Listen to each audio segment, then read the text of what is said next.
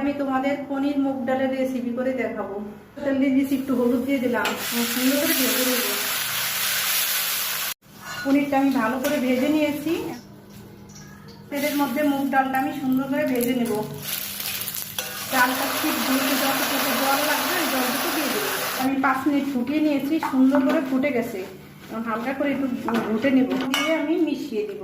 এখন পরিমাণ মতো আমি জল দিয়ে দিব। সুন্দর করে জলের সঙ্গে গোটা ডালটা মিশিয়ে দিব। তো লবণ, তো হলুদ, একটা কাঁচা লঙ্কা চিড়ে সুন্দর করে ডালের সঙ্গে মিশিয়ে দিব। আমি এখন ঢেলে সম্বার দিয়ে দিব। একটা শুকনো লঙ্কা, একটা তেজপাতা, একটু সাদা জিরে দিয়ে দিব, আদা এলাচ, আদা ভেজে নিয়েছি।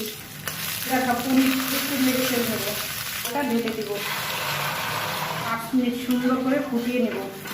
বাতাস আমি গুঁড়ো করে নিয়েছি, ডালটা আমার হয়ে গেছে, এখন ঢেলে নেব।